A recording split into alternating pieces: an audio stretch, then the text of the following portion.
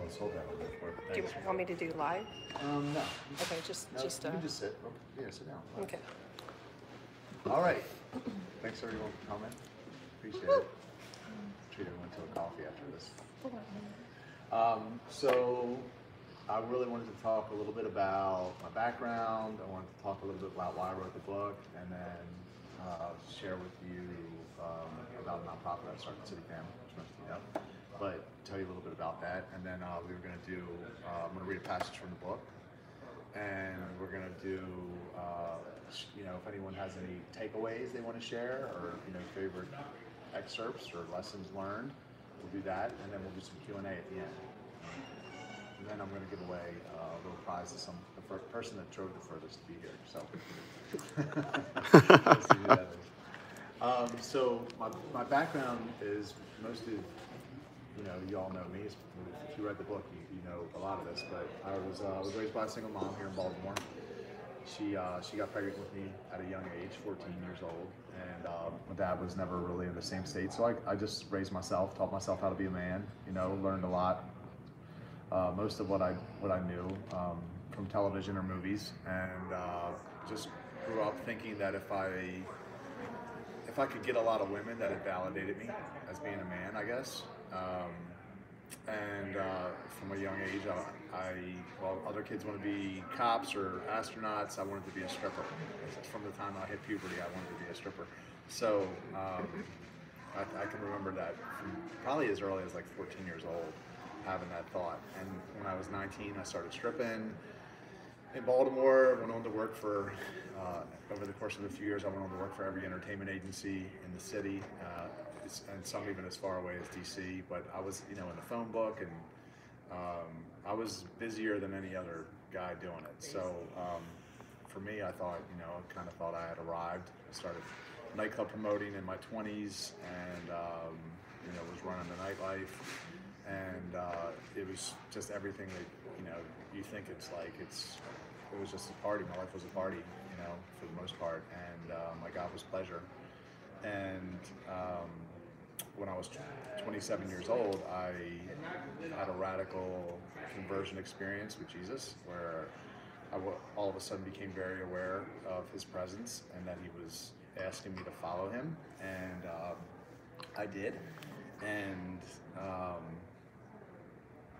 I didn't really understand the concept of waiting to have sex at all, so that was a big motivation for me to write the book, because when I set out, I really only did it because, one, I wanted to be obedient, but two, I had never been in love, and at 27 years old, actually I still have never been in love, but I wanted to have guilt-free sex again one day, and I thought, well, He's gonna know who the best person for me is, and kind of made a promise to me that He had someone for me.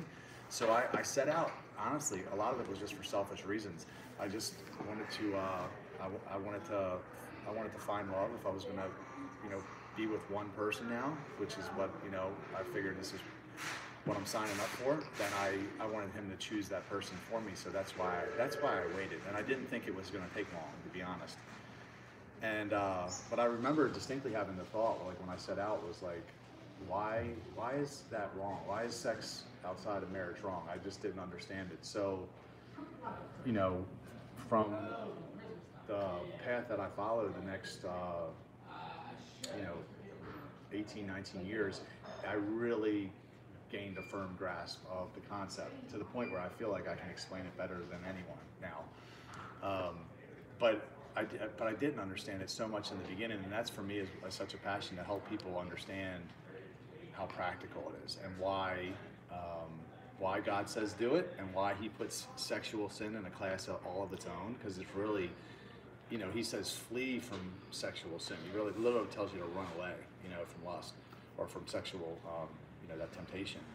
And He says that all other sins a person commits are outside the body, but a person that sins sexually sins against their own body. So there's something very unique about sexual sin, and I believe it's because it has the power to destroy your life so much, or the reverse is, if you harness that energy, or get obedient in that area, it has the power to completely radically transform your life in a positive way. So that was a big motivator for me, was, you know, to write the book. But even the first 6 years that I set out, I didn't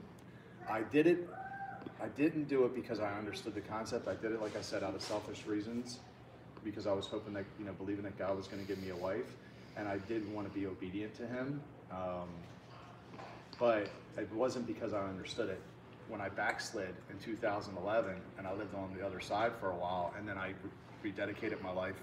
I'm sorry, from 2006 to 2011, I was, you know, just living in sin.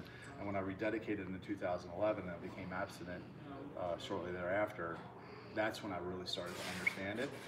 And I started out with, I was down, my dad passed away at the end of 2011. I went down for the viewing, and my sister was filming a documentary called, it was going to be called Men. And I talked to her a little bit about my views on sex, and she's like, "Can I interview you for the documentary?" And I said, "Yeah, sure." And she did, and it came out really good, to the point where when I posted it on social media later, it got a really positive response. People were sharing it, and I was like, and anytime I talked about sex after that, I got really passionate, like, and I could feel like God was doing something there. He was stirring me up. And, you know, I started City Fam a couple years later, and, you know, we were trying to attract resources because, you know, people didn't understand what it was. Yeah, people said it was a cult, and I don't know. I've heard so many negative things, and it was hard to explain by just using pictures or even words.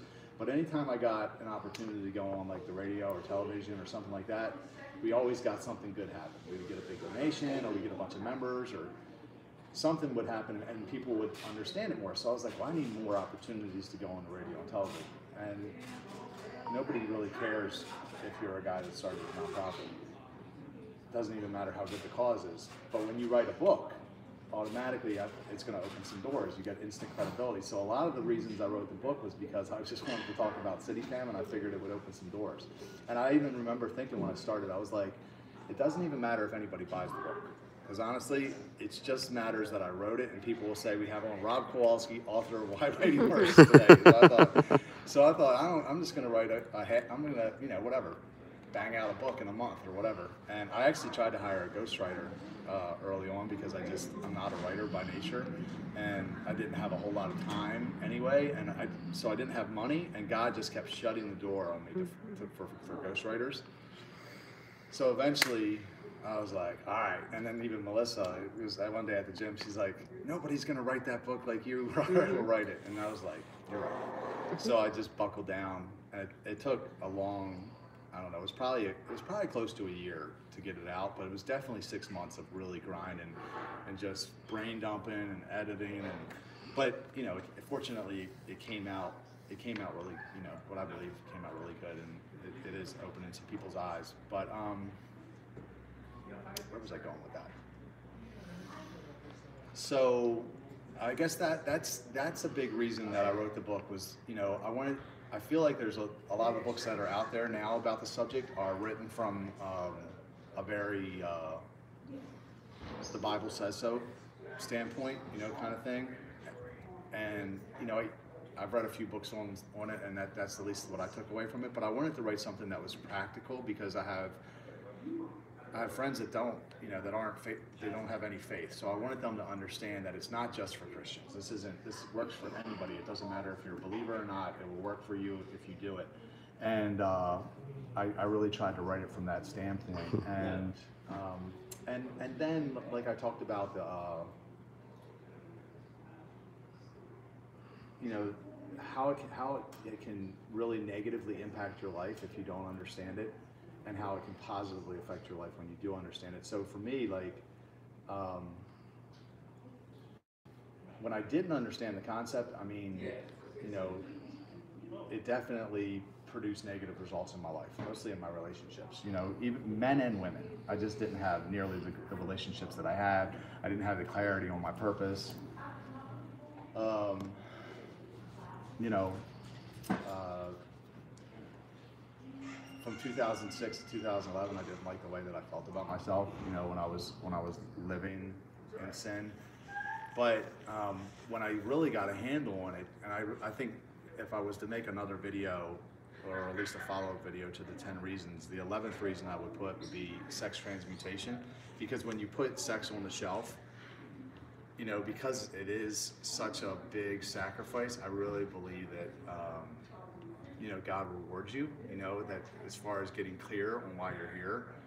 Because for me, there's so many ideas that or there's so much clarity that I have on why I'm here now that I didn't have before, and I believe it was because I was obedient in that area, that God gave me clarity.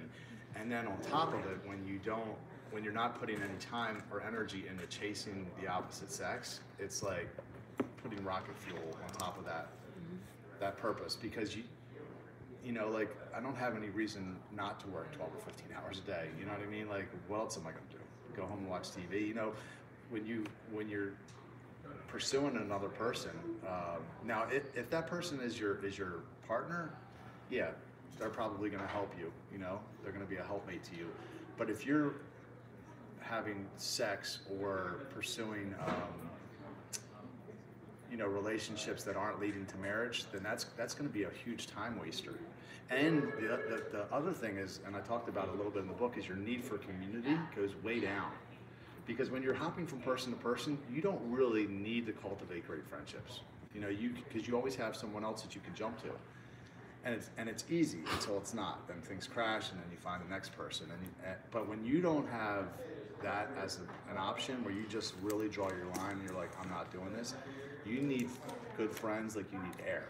And then, but that means that you have to now be a good friend in order to develop good friends.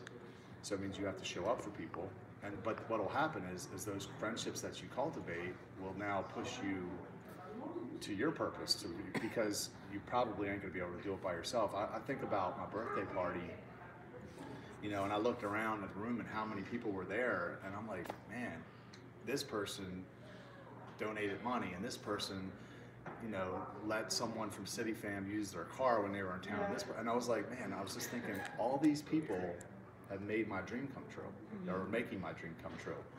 All these great friendships. But when I was sexually active, you know, and not to make it sound that black and white, but when I was living foul and I was sexually active, I had friends, but they weren't real friends. They weren't people that sacrificed for me, nor did I really for them. It was more based on self, you know, and what's fun for me. And then when things don't become fun, you notice those people aren't really there. You know what I mean? So, and I do feel like there's a correlation with all that, because when you wait, it is a sacrifice. So that was my big reasons for why I wrote the book. And you know, how I do think that there's a tie-in, a really good tie-in with City Fam, because the book, I feel like, does a pretty good job of explaining practically why it's a good reason to wait. But as you become convinced, those friendships are going to be crucial for you to have to get through the wilderness, because you're going to have to go through I believe God wants to take you through a period of preparation before He brings you that person. And in my opinion, the only way to make it through that wilderness is with friends, community, because you're going to need things to do, people to do them with. You're going to need a support system. You're going to need people that you would let down, and that you know you would let down if you effed up. You know what I mean? That keeps me out of a lot of trouble, as I know I would let people down. So I just like, nah. So I'll go through the temporary pain.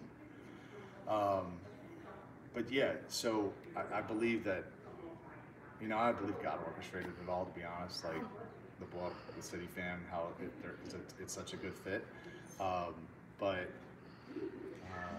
Yeah, that's it. I don't think I left anything out. All right, so let's go ahead and thank you. Let's go ahead and do. Does anybody want to share any excerpts or takeaways, any lessons learned, favorite parts of the book? Can I just make a general comment? Yeah, of course. Okay, so I read this, you know, when it first came out, I guess I got it from you.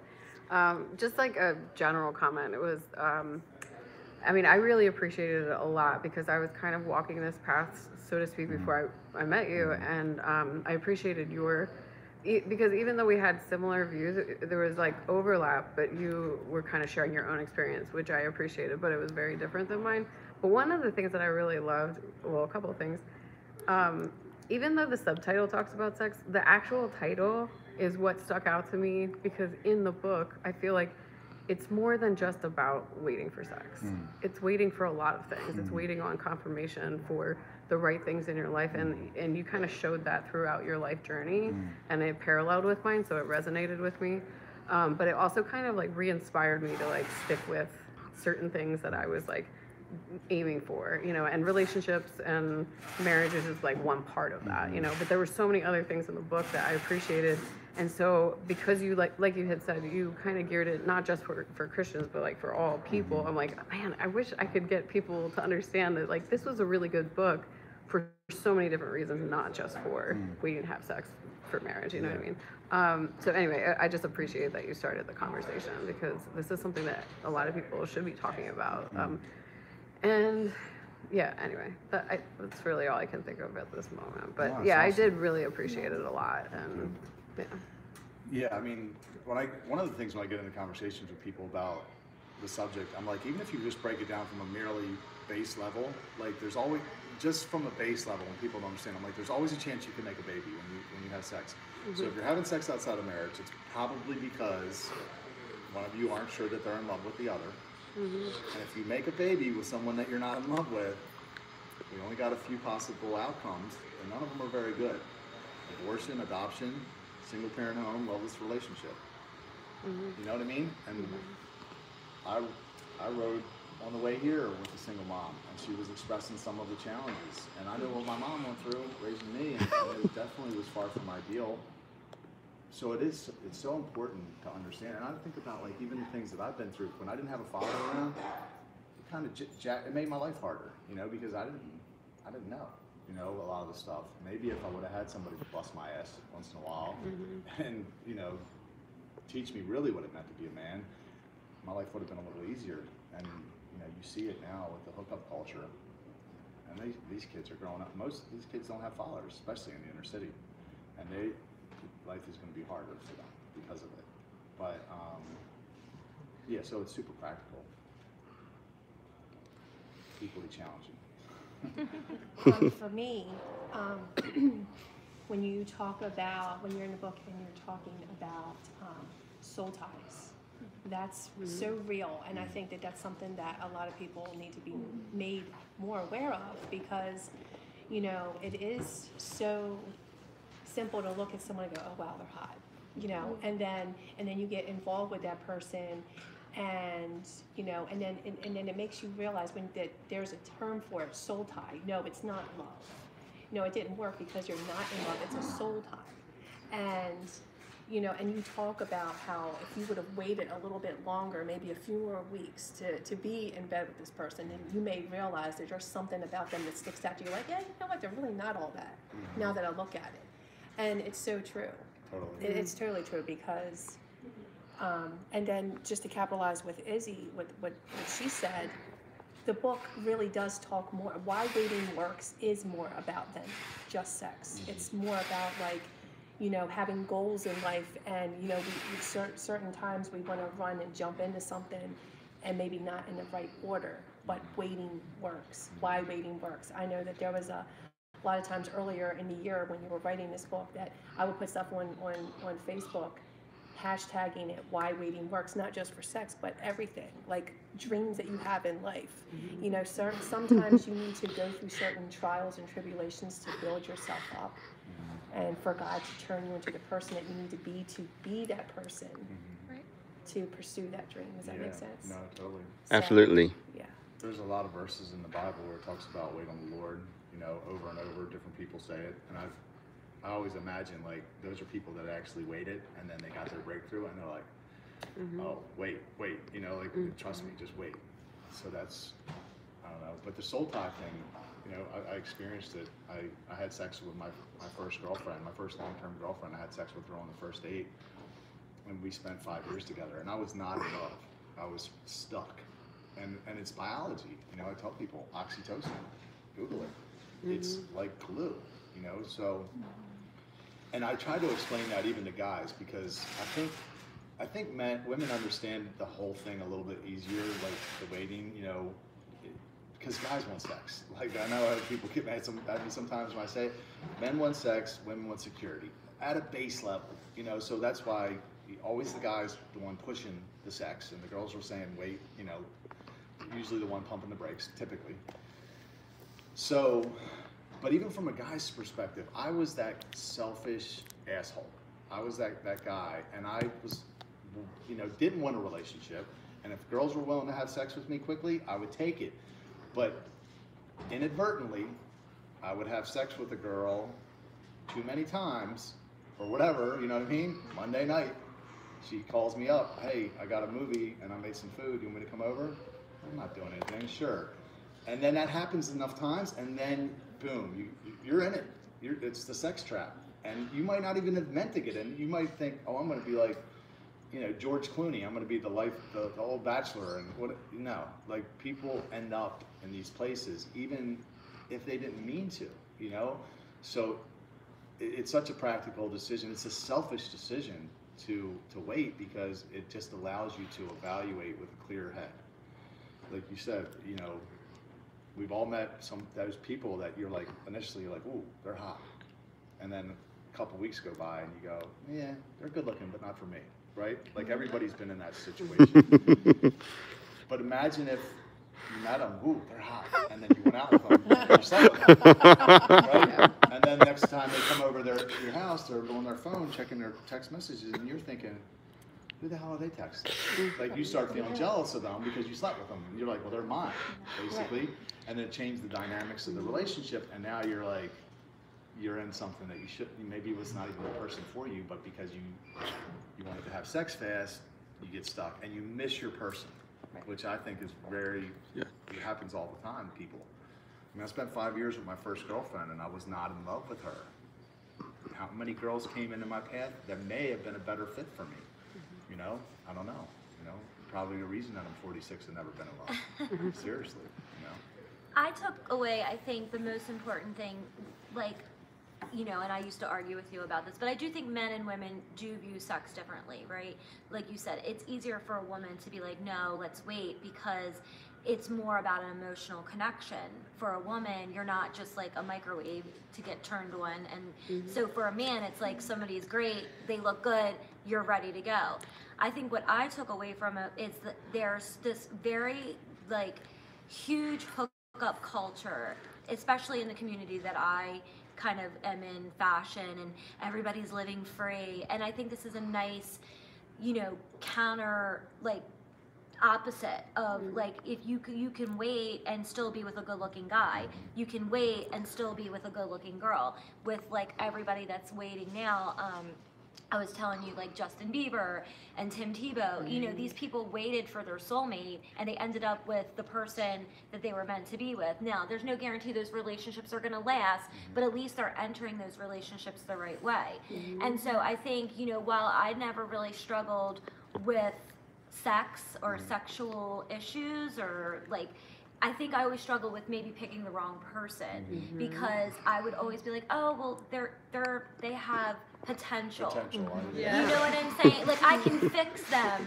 Like, they're like this much of who I want them to be, and like I can get them, but we can't get people right to where they want to be. We have to allow God to pick the right person for us. So I think it made me really like take a step back and not look at people's potential, but really look at who they truly are as a person. I heard someone say, like, think how hard it is to change yourself. You know, you think you're going to change someone else. No. Like, I can't even change my damn self, much less somebody else. But Totally. no, I did a podcast interview with somebody, and they were talking about, they were challenging my view on it, and they were like, well, you know, we know all these people that are in relationships, and we asked them how they started, and they all said it started as a hookup. And I'm like, yeah, that's my point. It starts out as a hookup, and then it turns into a relationship. It's called the sex trap, and now you're in it with the wrong person, and the sex stops after you get married, which everyone's heard a 1,000 times. So basically, now you're married to somebody that you're not deeply connected to, that doesn't fulfill you, and you're not having sex. Been there, done that. You know what I mean? So like, I want the sex to start when I get married. Been there, done that. You know what I mean? So I want to go into it with a clear head, knowing that this is the right person, and then the sex starts, and we have a lot of it after that for a long time.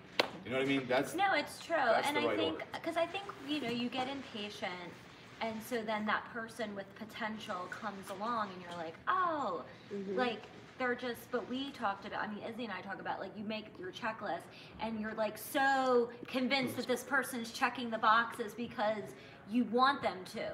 But in reality, that's not the, like, you wouldn't have to do that. It would just be easy and it would flow. Yeah. So, you know, you wouldn't have to go back and refer to your checklist to see if it's working. Totally. Like either come to the table. Yeah, right. Ready It's so to go. simple. It's such but a the simple. sex clouds your brain from seeing that. Yeah. So that's like it really is better to just like Totally. let's like take that out of the equation. Yeah. And just like be realistic. It takes a while to get to know someone anyway. It Right. does. So it's like if you just take sex out of that, you can truly get to know somebody. Like you were Yeah. saying in the context of a friendship or Yeah. a The community, spiritual, see how they emotional act in all these different scenarios before you tie to them. for Right. And I sure. think if you're friends with somebody for a long period of time, those flaws will come out, right? Like, I mean, we all have flaws, and so you spend enough time with someone, you can see people's quirks and issues, and you can say, like, okay, I know everyone's going to have some kind of issue, but is this the issue that I'm willing to deal with? Because no one's perfect, we're all flawed individuals, but I think it's the commonality that, you know, helps us decide, like, who we're going to be with. I do really like, though, that in the book you said, well, let me propose the fact, because not everybody wants to get married. There's people who have been divorced. There might be people who just, like, don't even have that. Maybe they're not religious and they have no desire to get married or whatever. Right. So at least what you were saying about, like, what if you just propose that as waiting to have sex until you know for sure you're in love with this person? Well, this is what I tell people: don't get hung up on the word marriage. Because Right. I No, think that's what I people- appreciate I think, that you I did. think people, they've seen so many marriages done wrong that they're like, I don't want any part of that, right? So I get it. But what if I say to people, well, how would you like a best friend that you're physically attracted to long term, not short term, but long term, that will help you reach your purpose in life? Everybody's like, hell yeah, I want that. Well, marriage is the way to help you find them. Because that's really all it is. Because again, we're all selfish. Every one of us is selfish at our core. Even Mother Teresa is human. So when you're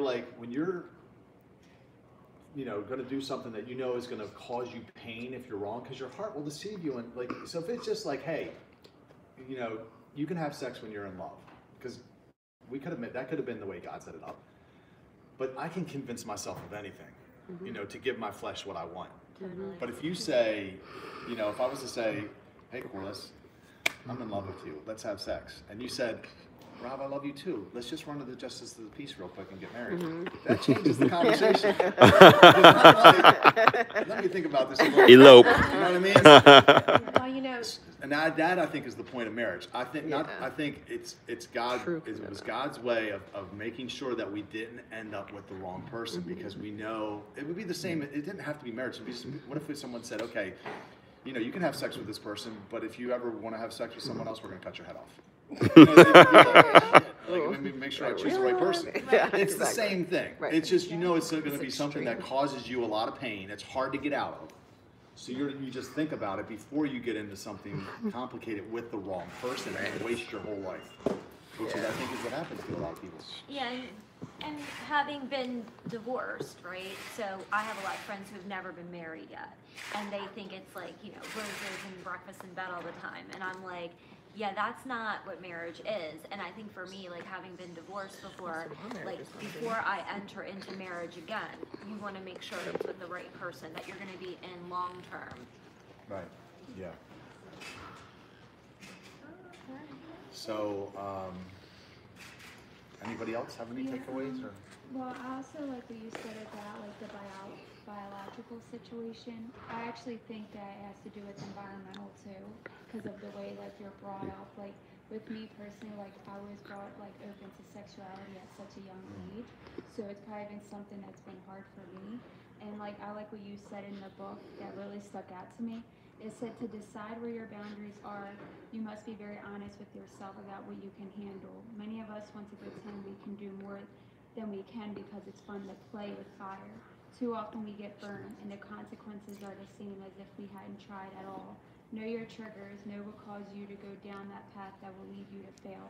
Then set your boundaries up before you get to that place and communicate them to your new prospective partner right away.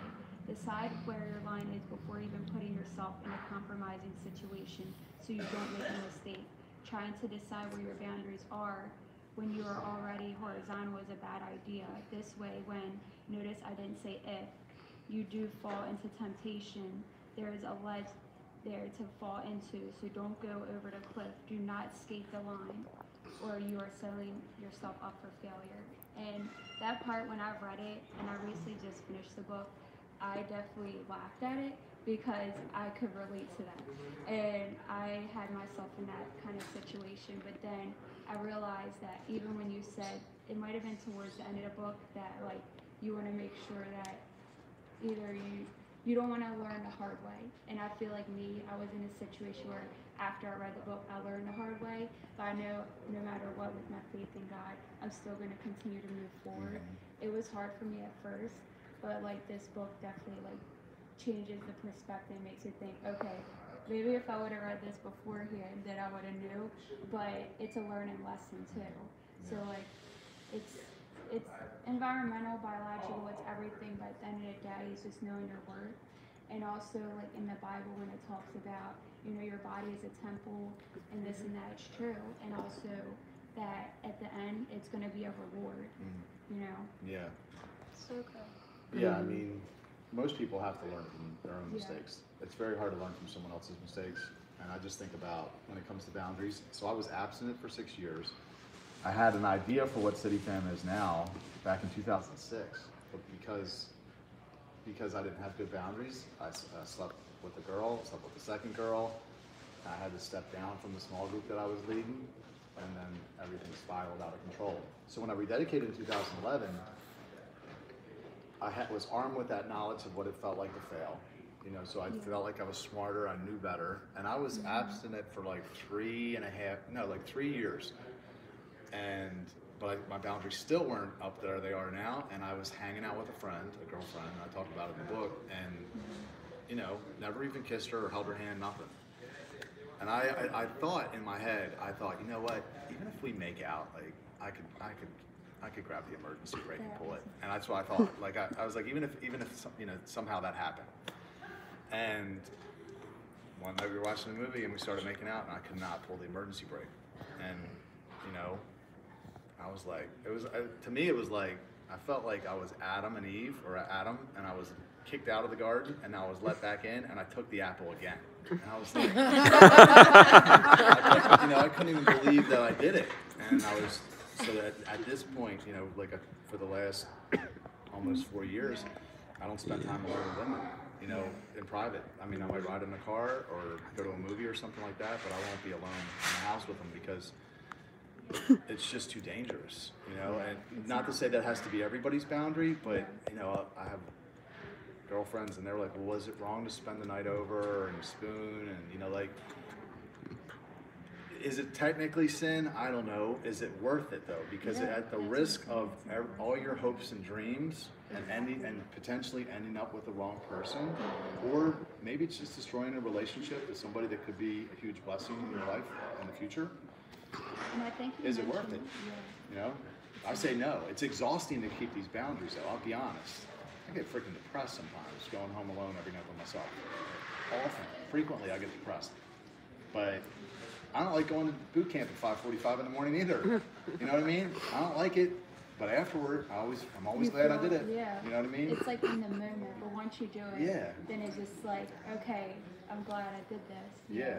The Bible says no discipline seems pleasant at the time. Exactly. It's painful, but later on, however, it yields a harvest of righteousness and peace for those who are trained by it. I believe a lot of the people that are waiting, they might get teased by their friends. It might not be fun. They might be depressed, you know, going home alone. But sometime in the future, they're going to have that great relationship that all their friends are going to wish they had, but they didn't pay the price for it. You know what I mean? And that's like what you said, it's really good to have that community. And also to have, like, even if it's like you feel like you're going to be in that situation where something were to happen, like you have someone to like you even talk to or communicate with, like, hey, just to like, you know, to have that community and those people around, the like-minded individuals. Like you gotta have it. Yeah, like my road dog, Billy, often back there. Yo. I don't know how many nights and days we bitched to each other about being single and abstinent. It's not easy. It's still not easy for one of us. Anybody else? God's timing, brother. I know. Yep. Sorry. For me, you know, I've been on my waiting journey for 10 years, not perfectly, but 10 years. And, you know, you've had people stop being friends with you. You have people tell me, oh, you're never going to get married then if you're waiting. And people, you know, you date people, and when you have that conversation, then they reject you. And so for me, it was like, there's other people. You know, there's other people out there that think the same way. And then even like the Facebook community, it said same thing. It's like, there's a whole group of people that think this. Because, you know, friends or the enemy would have had me believe that, you know, you're the only one. You know, you're the only one that's doing this. And to like kind of wear you down. So, you know, the story was great. And I feel like your background just gives such a great depth to the story because of who you were before, which also gives a lot of testimony to Cine fan also. But it was, for me, it was just so great because it's like people are going to read this when you're like, so many people bought the book. It's like these are just other people that think this same way because a lot of times you end up thinking you're all by yourself, and it's like you said, it's hard to stand alone sometimes you can be strong, but other times it's not that easy.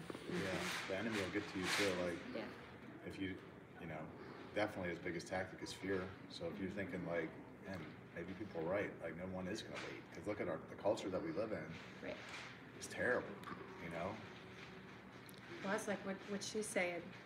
I know I've already told you this, but, you know, I remember my initial plan was to wait till I got married, right? Probably a lot of us had that initial plan. And, you know, obviously things didn't work out that way. And then when I heard your podcast last year talking about it, and me knowing you for as long as I've known you and knowing who you used to be versus now, I'm like, wait a minute, what? And there are people out here that really are living life like this. And because, I mean, I just thought that it was just a dream that I had, that it was like nobody else, you know, had those expectations anymore. So it's like as soon as I heard that, I was like, yeah, I'm completely, you know, I'm starting over again. I have a clean slate, and I'm starting my life the way that I wanted to intentionally. Yeah. So many years ago, now I'm doing that. Yeah. So, And like we talked about with that guy that you talked about, and he said that he loved you and all this, and then and that's like such a common. And the sad part about that is when a guy says that, he might mean it when he says it. He might actually think he means it. But again, the heart is deceitful, you know. So if you were to say, okay, let's just go get married first, though, then you find out if they really mean it. Not to say there's a guarantee, like you talk about Tim Tebow and Justin Bieber. But if you look at the statistics, the number of people, the percentages of the people that wait to have successful marriages is like skyrockets compared to the people that don't make it. You know, I talk about the real numbers are only 3% of the population waits. But the divorce rate is, so you got 97% of people not waiting, which is basically all of them. 50% divorce rate, 50% of the people that stay married stop having sex after 4 years. And then of that 25% that are still having sex, how many of them are happy? We don't really know that, but I'm saying the odds are definitely stacked against you if you don't wait. You might get lucky, you know. I know people that have, you know, get lucky and fall in love, but the odds are not in your favor. The Tim Tebow and Justin Bieber keep getting lumped together is very. well, you know, I know, but still, it's just like she said it. I was just like, that just seems so. Well, not and right. I think if you're following pop culture, right? If you're following really like what's happening in pop culture right now, I mean, this poor girl is being dragged through the mud. What's her name? Jordan Woods. She had one night with a guy who was dating her friend. And now she can't go to school. Her mom's being bullied. Like Is she anybody? Is she a famous? Yeah, she was a best friend of one of the Jenners. Oh. And then allegedly hooked up with someone's boyfriend. we don't even know if it's true, it was a right? husband. Yeah, or a husband. It was We one don't of even know if it's true. It's alleged. Like they're saying it didn't happen. But my point is, one night has destroyed this girl's life completely. Like And her family. And her family. And so I found that to be so interesting because, you know, she went on this red table, talked to Jada Pinkett, and she said, what would you do differently? She said, I would have never even went to the party, right? Like she would have never even been in a situation where, like you said, the boundaries, anything could have been crossed, because she was like, it's not worth it. Like all of this wasn't worth what happened. And so I think that's just a perfect example that, like, not even from that standpoint, but like how your whole life could blow up if you end up in the wrong situation or the wrong person.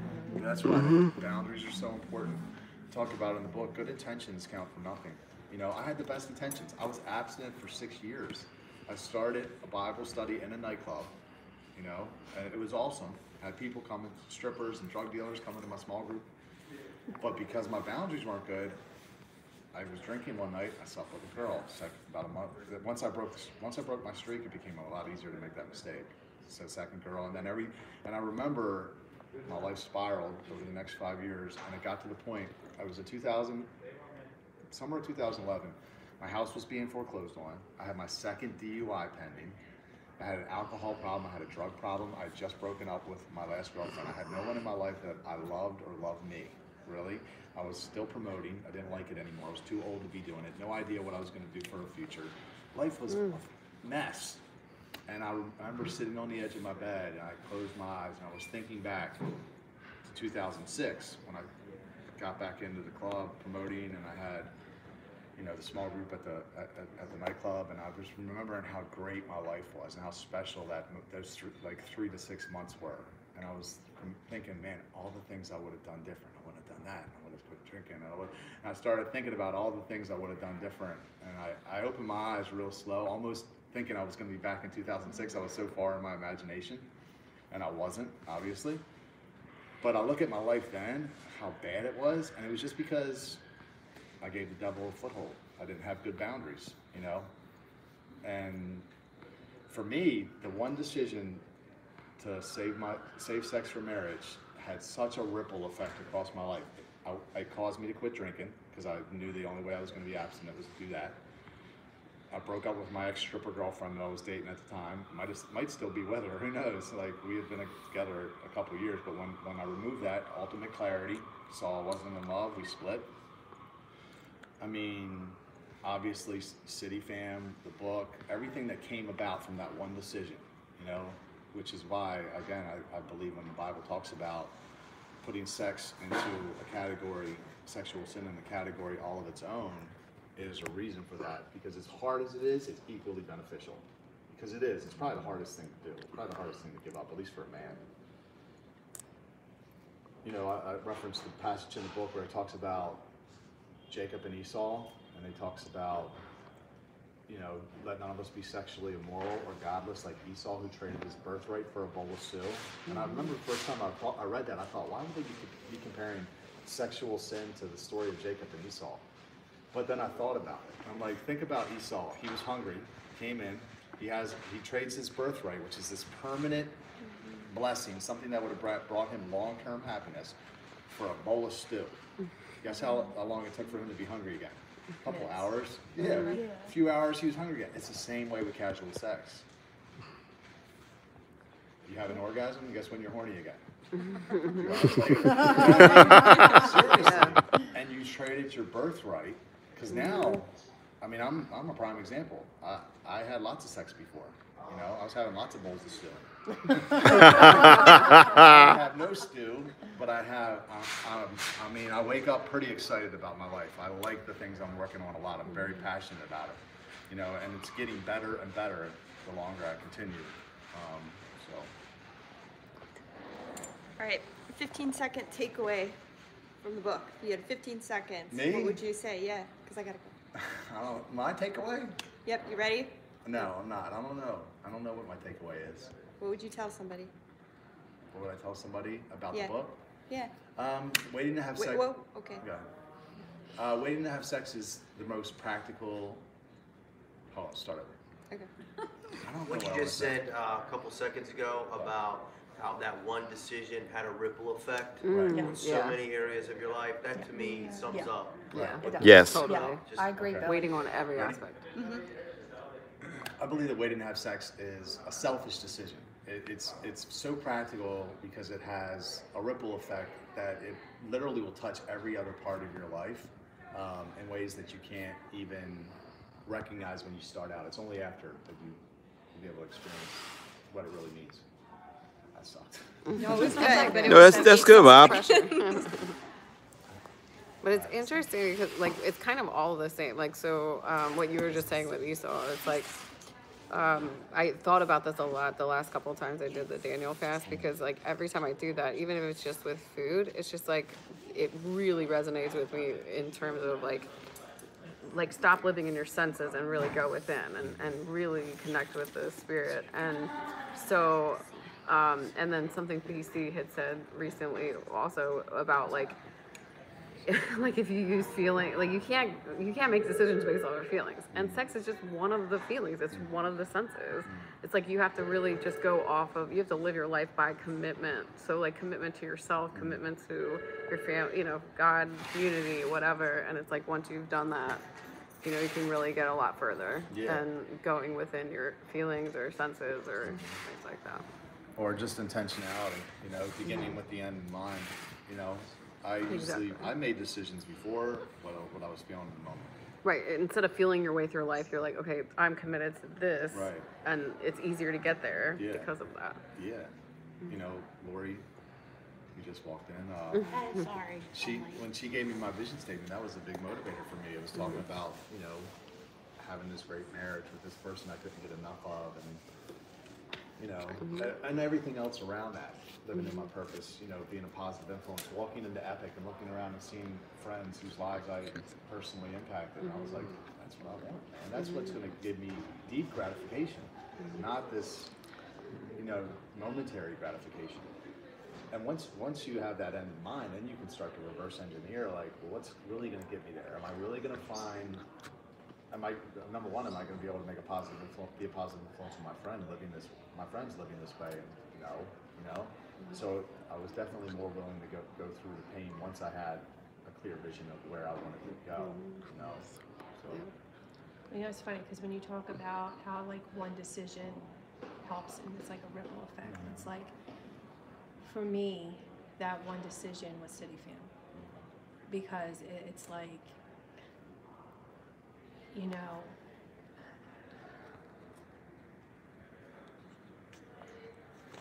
the girl that I was over a year ago and who I am in this chair right now is two completely different people. And it's like, so yeah, why waiting works is more than just that, because I took a vow to go back to who I am, the core of who I am and my beliefs, which was to wait for sex, focus on me, find a group of people that really truly care. And it's like, ever since I got involved with City Fam, like that was one decision that led to another good one, and going to church and getting involved with church and getting involved with positive community and separating myself away from everything else that brought me pain, that hurt me. And now I look at where I am now and I see like it's right in front of me. The world is right here, like I can touch it, I can grab it. And had I not like focused in and got involved with positive community and waited, although I've never had a problem, I've never been a promiscuous type anyway, but I wouldn't be where I am right now. So Yeah. Well, and you see that even within the group is like, if you don't have that line, a lot of people will trade intimacy for sex, you know, because I have a lot of intimacy in my life. I have great friends. But you'll see people get into relationships with the wrong person, and then they drift out because they don't. Again, when you're not committed to waiting, you don't need community like you do when you're committed. And you know, I want both. You know, I want to have sex and intimacy. You know, but there's a right order to do it in. So let's do some Q&A. Anybody got any questions?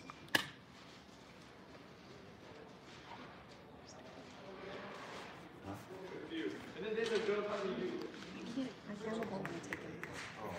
I'm from India. Wow. Anybody got any questions? When's the next book?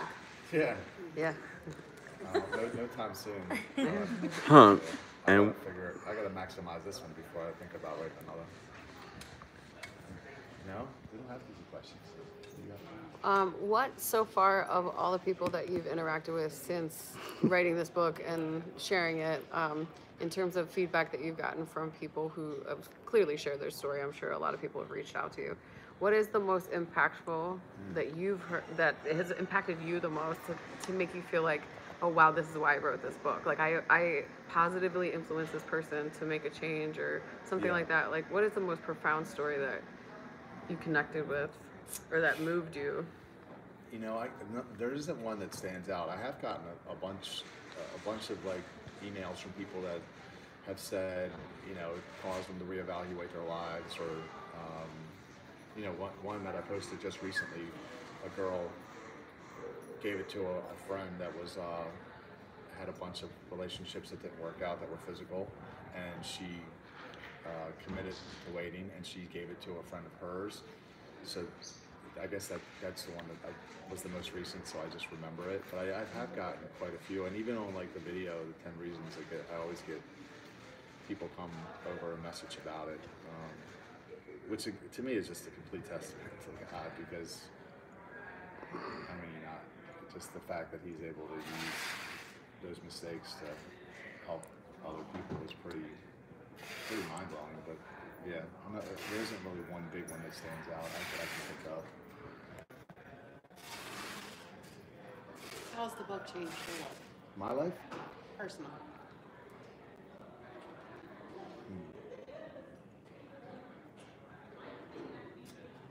Well, it's starting to, I mean, I don't know that it's completely changed my life yet, but it's starting to open doors for me, you know. I'm believing that it's going to wind up being the key to help us do what, you know, what City Fam was intended to do, which is, you know, help a lot of the masses become the best version of themselves. But we haven't done it yet. But it is starting to open doors. Those doors, you know, I believe the study guide, and it's all part of it. But I'm hoping that this is just the beginning of it, you know, of what's to come. It's definitely, you know, it's increased my accountability for sure, you know, like, because now I have this platform and I have to walk the walk, which sometimes isn't fun. But I mean, I was already walking it, but now I just have more motivation to do it, you know. All right, so we're going to do a giveaway. Who drove the furthest? Whoever drove the furthest, we're going to give a prize to. That lady back there in the gray shirt. Sarah? Yeah. Because of California? Yeah. Okay, good. Yeah. We're going to give you a copy of this. And do you have a purple City Fam shirt yet? No. Okay, you got one of those too. Yeah. And then, what else? Yeah, that's really it. That's all I have for today. I think I went through every point. So if nobody has any other questions, we can go ahead and just wrap it up. Can we buy a book? How's that work? Yeah, it is. Come up. Yeah, you buy it here and you take it up to the front. And You have a pen to sign? I do. Yeah. Well, I appreciate y'all coming. Thank you. yeah, let's get this sign going. Brave in the snow. Can y'all hear me in the back there? You way back there. All right. I heard you guys.